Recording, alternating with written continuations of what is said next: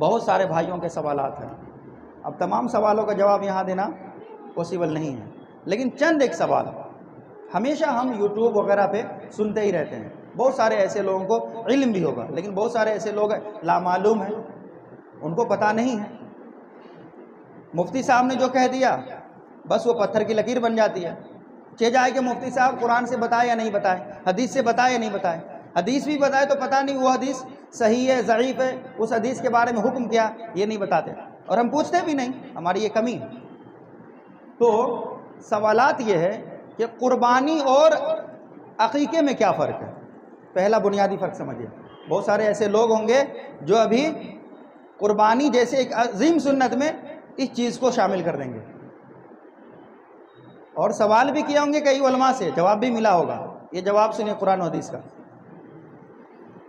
قربانی ایک الگ عمل ہے، ایک الگ سنت ہے، اور عقیقہ کرنا ایک الگ عمل ہے اور ایک الگ سنت ہے. یہ بات یاد رکھیں. قربانی کرنا یہ ایک الگ عمل ہے اور یہ وقت مقرر ہے. آپ جو ہے 15 ذی الحجہ کو قربانی کر سکتے کیا؟ نہیں کر سکتے. اچھا 8 ذی الحجہ کو قربانی کر سکتے؟ نہیں کر سکتے. 8 ذی الحجہ کو تو چھوڑیں، 10 ذی الحجہ کو نماز سے پہلے آپ قربانی کر سکتے؟ نہیں کر سکتے. تو پتہ کیا چلا کہ اس کے لیے وقت کیا ہے؟ مقرر ہے. اسی طریقے سے قربانی کے جو جانور وہ خاص ہے، ان کی عمریں خاص ہے، اور عقیقے کے جانور اور ان کے عمر میں کیا ہے؟ اتنی تخصیص نہیں ہے. اسی طریقے سے قربانی جو ہے 8 جانوروں کے بارے میں بتایا گیا ہے، اور عقیقے کے بارے میں صرف ایک ہی جانور ہے، بکرے. معلوم ہے نا؟ لڑکی کی طرف سے ایک اور لڑکے کی طرف سے 2. کسی بھائی نے سوال کیا اگر لڑکے کی طرف سے کسی نے ایک ہی کر دیا تو اس کے بارے میں حدیث ملتی ہے، لیکن اس کے وجوہات محدثین الگ الگ بیان کرتے ہیں. کہ اگر کسی کے پاس استطاعت نہیں ہے، بات سمجھ میں آ رہی ہے نا؟ ایک غریب کے گھر میں بچہ پیدا ہوا، وہ خود غریب ہے لیکن کوشش یہ کر رہا ہے، ان کی کوشش یہ ہے کہ ہم اپنے بچے کی عقیقے کریں گے چاہے کیسے بھی ہو، اور اس کے پاس مال و زر اتنے نہیں ہے کہ وہ 2 بکرے خرید سکتے ہیں، اور بچہ پیدا ہوا ہے. تو ایک بچے کی طرف سے وہ ایک بکری کی اگر قیمت جٹا پا رہا ہے تو پھر وہ ایک بکری ہی کرے گا. تو استطاعت نہ ہونے کے بعد جو ہے یہ مسئلہ جائز ہو جائے گا. لیکن نبی صلی اللہ علیہ وسلم کے جتنی بھی احادیث کو آپ پڑھیں گے اور صحابہ کے آثار کو دیکھیں گے تو اللہ کے نبی نے فرمایا عن الغلام الشاتان مکافیاتان، کہ غلام کی طرف سے یعنی لڑکے کی طرف سے 2 ہم عمر ہم جنس بکریاں. اب یہاں لوگ بولتے صرف بکریاں کے الفاظ ہیں تو بکریاں ہی قربان کیا جائے گا، بکرے نہیں. ایسے نہیں ہے، بلکہ آپ دونوں ہی کر سکتے. استطاعت کے اوپر ہے. اگر کوئی بندہ جو ہے استطاعت رکھتا بکرے قربان کرنے کی تو رکھے، کرے، کوئی بات نہیں ہے. اور قربانی کے اندر ایک موٹا سا فرق میں ایک اور بتاتا ہوں. عقیقے اور قربانی کے اندر فرق کیا ہے کہ قربانی میں ایک فرق یہ ہے کہ پورے 1 سال کا بچہ ہونا اس میں بکرے میں یہ لازم و ملزوم ہے، دتا ہوا ہونا شرط ہے، اور عقیقے میں یہ شرط نہیں ہے. اب عقیقے میں شرط نہیں ہے تو اس کا مطلب یہ نہیں ہے کہ 6 مہینے کے بکرے کو اٹھا کر کے لائیے اور ذبح کر دیجئے. اللہ کس چیز کو دیکھتا ہے؟ اللہ کس چیز کو دیکھتا ہے؟ دل کے ڈر کو، دل کے اخلاص کو، تقوی کو دیکھتا ہے. اللہ نے فرمایا لن ینال اللہ لحومها ولا دماؤها ولکن ینالہ التقوی منکم، کہ اللہ کے یہاں تمہارے خون، گوشت وغیرہ وغیرہ نہیں پہنچتے. کون سی چیزیں پہنچتی ہے؟ تمہارے دل کا تقوی، تمہارے دل کے اندر ڈر جو ہے، اللہ کے خوف جو ہے. اس چیز کو اللہ چیک کرتا ہے کہ تم نے اللہ کے لیے کیا ہے یا غیر اللہ کے لیے کیا ہے، تم نے اللہ کے لیے کیا ہے یا دکھاوے کے لیے کیا ہے. تو بہت سارے ایسے بعض بھائی ہیں وہ کہتے رہتے ہیں کہ ہمارے پاس استطاعت ہے تو عقیقے میں ہم 3-4 جانور کاٹ دیں. میرے بھائیو، یہ سوال اگر اس طریقے سے دوسری جگہ بھی کیا جائے کہ ہم ابھی مضبوط ہیں، ہم طاقت رکھتے ہیں، اللہ کے نبی نے تو جمعہ کی رکعت 2 ہی بتائیں، ہم 4 پڑھ لیں، کیسا رہے گا؟ کاش یہ سوال وہاں ہوتے کہ ہم طاقت رکھتے ہیں، 1 مہینے کے روزے اللہ نے فرض کیے، ہم 2 مہینے کے رکھ لیں تو کیا لگتا ہے آپ کو؟ یہ باتیں، ایسی باتیں کرنا، ایسی باتیں پوچھنا صحیح ہے؟ نہیں ہے۔ اللہ نے جتنا بتایا اتنا ہی کیجئے، نبی نے جتنا ہی کیا ہے اتنا ہی کرنا، اس سے نہ ہی کم نہ ہی زیادہ۔ بات سمجھ میں آ رہی ہے نا؟ اس سے نہ ہی کم اور نہ ہی زیادہ۔ جب اللہ کے نبی نے بتا دیا کہ 2 بکرے لڑکوں کی طرف سے اور 1 بکری لڑکی کی طرف سے، تو کیا ضرورت ہے کہ آپ 4 بکرے کریں؟ بات سمجھ میں آ رہی ہے نا؟ تو اس طریقے سے ایسے سوالات جو ہے یہ بیجا سوالات ہے، ان کے پیچھے نہیں پڑنا چاہیے۔ اگر کوئی یہ سوالات، ایسے سوالات ہم کرتے، عالم علماء اگر صحیح جواب نہیں دے پائے، پھر بھی عالم علماء کو بیوقوف سمجھتے ہیں، علم ہی نہیں یار، جواب ہی نہیں دے پائے، وہ تو بڑے عالم تھے، انہوں نے تو ایسے ایسے جواب دے دیا۔ میرے بھائیو، تو ایسے سوالات، اللہ کی قسم کہہ رہا ہوں، منبر رسول ہے، صحابہ رسول سے نہیں کیا کرتے تھے۔ صحابہ تو اتنے ادب اور احترام سے نبی صلی اللہ علیہ وسلم کے سامنے پیش آتے، مت پوچھئے یا رسول اللہ، کیا انداز تھا، کیا انداز تھا، یا رسول اللہ، اے اللہ کے نبی تھوڑا ہماری طرف متوجہ ہو جائیے، اے اللہ کے نبی میرا ایک سوال تھا، اے اللہ کے نبی ہم ایسا کرنا چاہتے ہیں، بھلا بتائیے، یہ صحابہ کا انداز تھا۔ ہم اور آپ کیسے فون لگاتے ہیں؟ فون لگاتے، سلام کلام ہوا نہیں ہوا، ارے مولانا صاحب ایک فتوی، ایک مسئلہ تھا، یہ انداز ہے آپ کو پوچھنے کا؟ مولانا صاحب کون ہے آپ کے؟ جیجا لگتے ہیں یا سالہ لگتے ہیں؟ بات سمجھ میں آ رہی ہے؟ یہ بری بات میں نہیں کہہ رہا ہوں، اس انداز میں مولانا کو لے لیے ہیں، اتنے ہلکے میں لے لیے ہیں کہ آج ہمارے رہنماؤں کے ہماری نظروں میں عزت نہیں ہے۔ اللہ کی قسم کہہ رہا ہوں، تو آپ کے رہنما کی اگر عزت آپ کی نظروں میں نہیں ہے تو پھر آپ کیسے آگے بڑھیں گے؟ کیسے آگے بڑھیں گے؟ تو انداز بھی سیکھیے۔ تو اللہ کے نبی نے جتنا کیا ہے اتنا ہی کرنا ہے، اور قربانی ایک الگ عمل ہے اور عقیقہ ایک الگ عمل ہے۔ بات سمجھ میں آ رہی ہے؟ اسی طریقے سے عقیقے کے تعلق سے لوگ بولتے رہتے ہیں کہ کیا بڑے جانور کے عقیقے ہو سکتے ہیں یا نہیں ہو سکتے؟ اللہ کے نبی صلی اللہ علیہ وسلم کے دور میں ہمارے پاس جو بڑے جانور ہیں نا، اس سے بھی بڑے جانور تھے۔ کون سا جانور؟ اونٹ۔ بیل میں یا گائے میں، بات سمجھ میں ہے، اس میں 7 ہی حصے ہوتے ہیں اور اونٹ میں 10 حصے ہوتے ہیں، تو بڑے جانور ہوئے نہیں ہوئے؟ قد میں بھی بڑا اور وزن میں بھی بڑے، اسی طریقے سے حصے میں بھی بڑے۔ اگر اللہ کے نبی چاہتے تو اللہ کے نبی فرماتے کہ دیکھو ابھی فاقہ کشی کی زندگی چل رہی ہے اور صحابہ کے گھر میں بچے پیدا ہو رہے ہیں، تو چلو 1 اونٹ ذبح کر لو، اگر 10 بچے تو 10 بچوں کی طرف سے ہو جائے گا۔ اللہ کے نبی نے ایسا نہیں کیا، بلکہ اللہ کے نبی نے کیا فرمایا کہ تم اگر استطاعت رکھتے ہو تو تمہارے اوپر واجب ہے کہ تم جو ہے لڑکے کی طرف سے 2 اور لڑکی کی طرف سے 1 بکرے قربان کرو۔ اب رہا مسئلہ یہ عقیقے کی بات میں نے آپ کو بتا دی، اور اگر کچھ سوالات ہیں تو اب بعد میں کر سکتے ہیں۔ اب دوسری بات میں آتا ہوں آپ کے سامنے۔ ابھی بہت سارے ایسے بھائی ہیں جو میت کی طرف سے قربانی کرتے ہیں۔ کس کی طرف سے؟ میت کی طرف سے۔ جیسے آپ کے خاندان میں، رشتہ داران میں کسی کے والد انتقال کر گئے، والدہ انتقال کر گئی، بیوی انتقال کر گئی، شوہر انتقال کر گئے، بیٹے انتقال کر گئے، وغیرہ وغیرہ، تو اس کی طرف سے لوگ قربانی کرتے ہیں۔ اور بہت سارے ایسے لوگ ہیں، مفتیان ہیں، اس کو جائز بھی قرار دیتے ہیں۔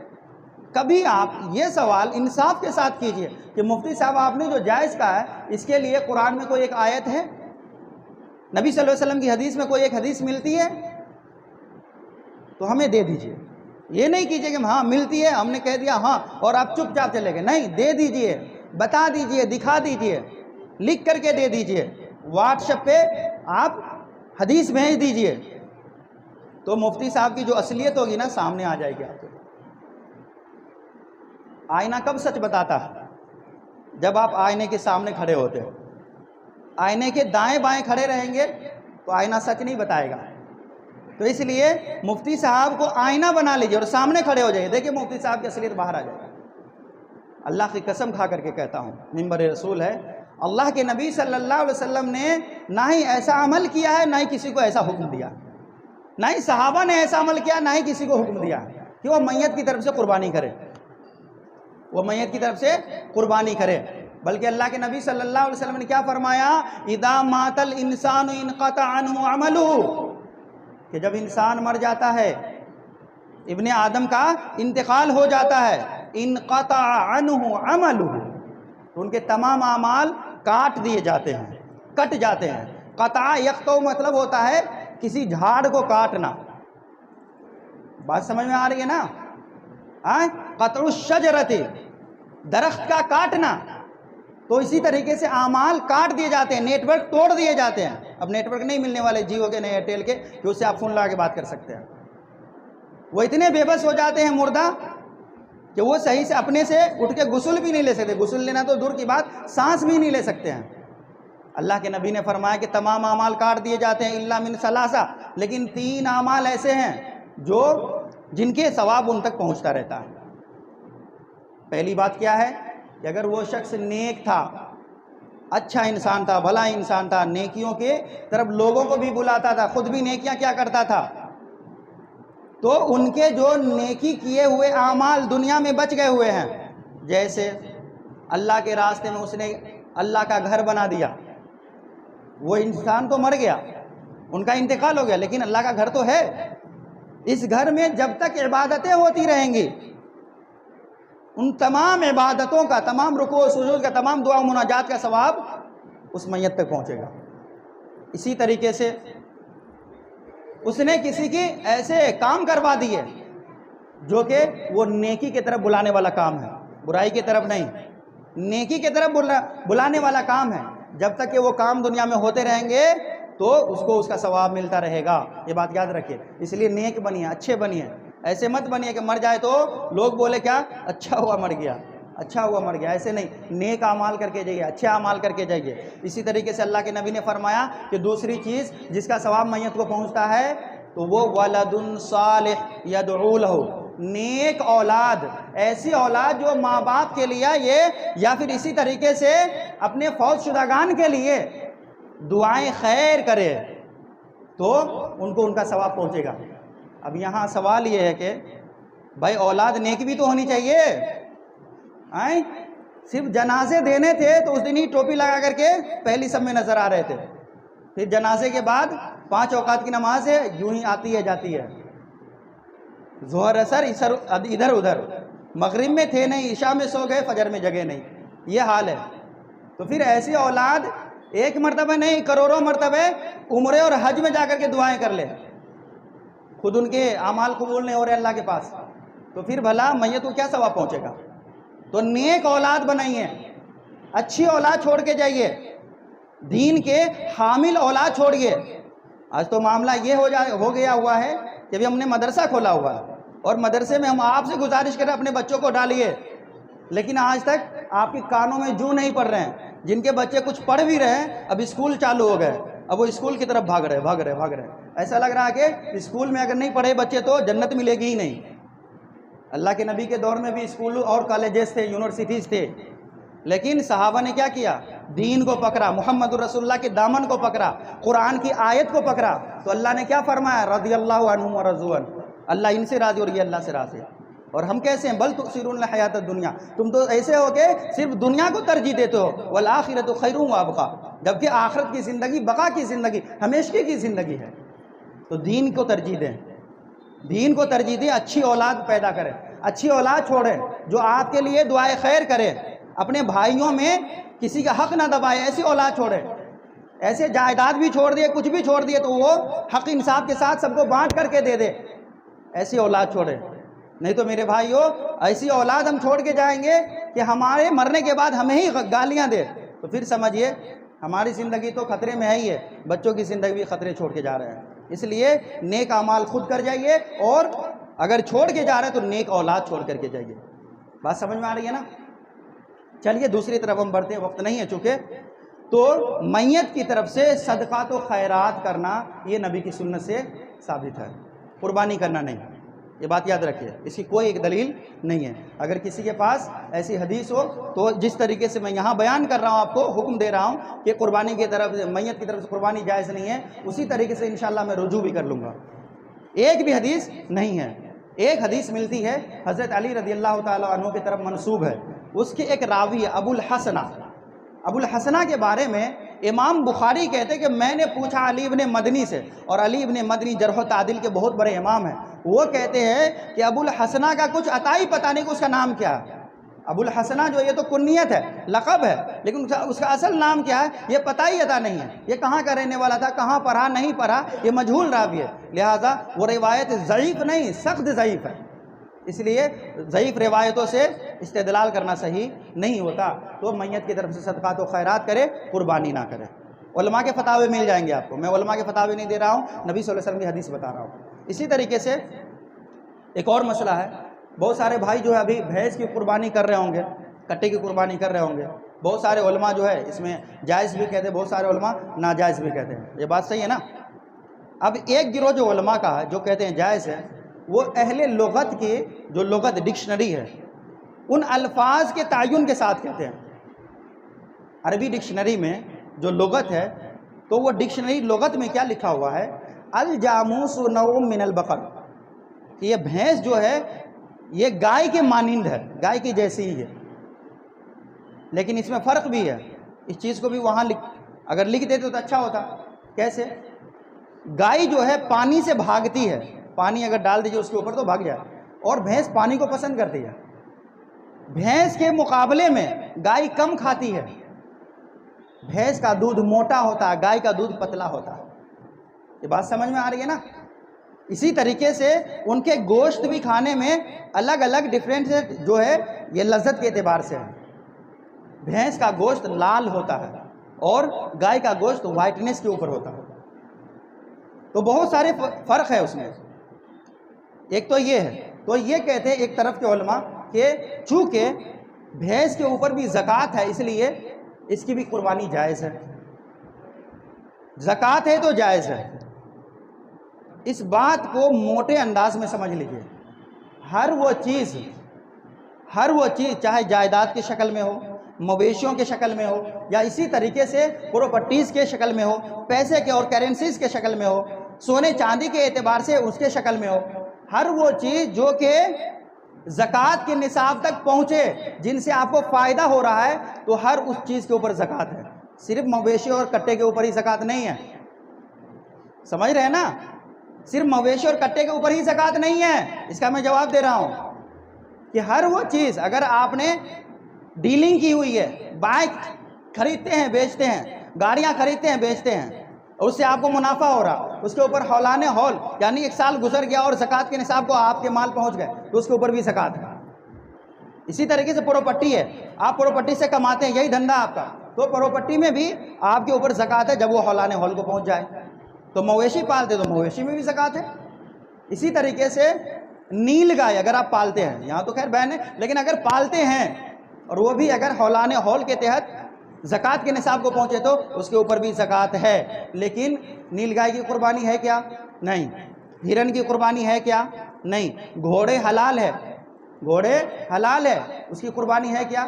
نہیں ہے۔ تو پھر اسی طریقے سے بھینس کی بھی قربانی مان لیجئے، اس کی بھی قربانی نہیں ہے۔ کیوں؟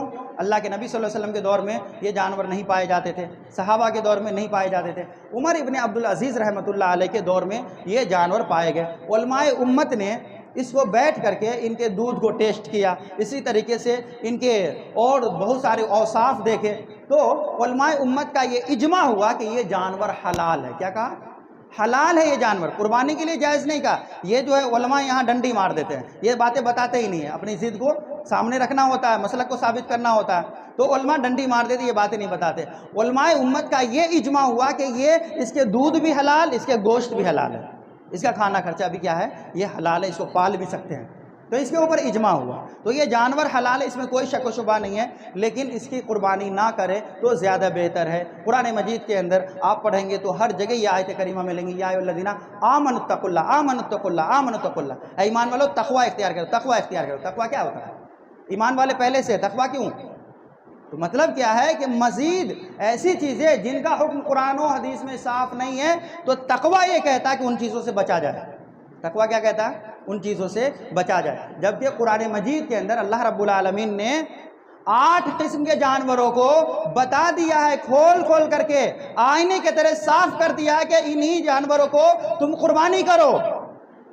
8 ازواج، اب قرآن کھولیں گے تب نہ پتہ چلے گا، قرآن تو کھولتے ہی نہیں، پڑھتے نہیں، صرف قسمیں اٹھانے کے لیے رکھتے، بیٹی کو جہیز میں دینے کے لیے رکھتے ہیں، مطلب کے لیے قرآن کو یوز کرتے، تو پھر کیسے سمجھ میں آئے گا؟ قرآن پڑھیے پڑھیے پڑھیے، کھولیے۔ اللہ نے فرمایا، سورۃ الانعام کی آیت ہے، اللہ نے فرمایا 8 ازواج، 8 اقسام کے جانور، 8 قسموں کے جانور، 8 جانور قربانی کے لیے جائز ہے۔ من الظان اثنین، من الزان اثنین ومن المعز اثنین، بھیڑ اور دمبے، بکرے اور بکریاں. اسی طریقے سے ومن الابل اثنین ومن البقر اثنین، گائے کے دو قسمیں، گائے بیل، اور اسی طریقے سے اونٹ کے دو قسمیں، اونٹ اور اونٹنی. یہ 8 اقسام کے جانور اللہ نے قرآن میں کھول کر کے بتا دیا. اگر یہ اللہ کہہ دیتا ثمانیت ازواج، دیکھو 8 قسموں کے جانوروں کو تم قربان کر سکتے ہو. جیسے دوسری آیتوں میں مبہم آیت ہے، بہیمۃ الانعام کا لفظ ہے کہ چوپائے کے تم قربانی کرو، تو یہاں حکم صاف ہوتا ہی نہیں. پھر بھی ہم نبی صلی اللہ علیہ وسلم کی حدیث کو دیکھتے کہ کون سے جانور کے آپ نے قربانی کی ہے، اور اس حدیث کے مطابق ہم عمل کرتے. یہاں تو اللہ خود بتا رہا ہے، بہیمۃ الانعام کی تفسیر ثمانیت ازواج ہے، اور ثمانیت ازواج کی تفسیر اس کی اگلی آیت ہے کہ گائے اور بیل میں 2 قسمیں ہو گئی، بھیڑ اور بکرے میں 2 قسمیں ہو گئی، 4 ہو گئے. اسی طریقے سے اونٹ اور اونٹنی کے 2 قسمیں. تو اللہ کے نبی صلی اللہ علیہ وسلم نے انہی تمام جانوروں کی قربانیاں کی ہیں. اگر اللہ کے نبی چاہتے تو اور جانور بھی بتا دیتے. تو اگر یہ جانور نہیں ملتے ہیں کہیں، مان لیجئے کہیں نہیں ملتے ہیں، یعنی نہ ہی اونٹ مل رہے ہیں، نہ اونٹنی مل رہی ہے، نہ ہی بکرے مل رہے ہیں، نہ ہی بکریاں مل رہی ہے، نہ ہی گائے مل رہے ہیں، نہ بیل مل رہے ہیں، یہ ساری چیزیں، نہ بھیڑ اور دمبے نہیں مل رہے ہیں، تو پھر کیا کریں گے آپ؟ قربانی کو تو نہیں چھوڑ سکتے. اور وہاں صرف بھینس ہی لوگ پال رہے ہیں، اور بھینس کے یہی مطلب ہے نا، وہاں چلن ہے، اور وہاں کے لوگ صرف بھینس کھاتے ہیں وغیرہ وغیرہ. یہ جانور ہے ہی نہیں ہے جو قرآن میں ذکر ہوئے. تو وہاں جو ہے علماء کا یہ فتویٰ ہے نہیں، جو معتدل علماء ہے، جو ایک طرف کی بات نہیں کرتے، دوسری طرف کی بات نہیں کر کے، بلکہ قرآن و سنت کی بات کرتے، تو ان کا یہ معتدل فتویٰ ہے کہ اگر کہیں نہ ہونے کی صورت میں پھر بھینس کی قربانی آپ کر لیں، چونکہ نہیں ہے. جیسے ابھی آپ نے پیچھے والی حدیث آپ نے سنا کہ اللہ کے نبی نے کیا فرمایا کہ غلام کی طرف سے 2 بکرے، اور جس کے پاس ہے ہی نہیں ہے، وہ استطاعت نہیں ہے، اگر وہ 1 بکرے کی بھی استطاعت رکھتا تو وہ کر لے. تو اسی طریقے سے اگر وہ جانور ملے ہی نہیں تو پھر آپ کے لیے وہ جائز ہو جاتا ہے نا. تو ابھی یہ الحمدللہ یہاں سارے کے سارے جانور مل رہے ہیں، کسی چیز کی پریشانی ہے ہی نہیں ہے. اللہ نے جو بھی قرآن میں بیان کیا ہے، اگر آپ اس استطاعت رکھتے تو ضرور ہے نا، ان جو افضل قربانی ہے، یعنی اللہ نے جو بتایا اس کے لیے آپ قربان کر رہے ہیں، اللہ کے لیے کر رہے ہیں، اللہ کی رضا کے لیے کر رہے ہیں، اللہ کا تقرب حاصل کرنے کے لیے کر رہے ہیں، تو انہی جانوروں کی قربانی کرے. اللہ رب العالمین سے دعا ہے، اللہ رب العالمین ہمیں اور آپ کو صحیح سمجھتا فرمائے، مذکورہ والا تمام باتوں کے اوپر ایمان لانے اور اعمال صالحہ کرنے کی توفیق عطا فرمائے.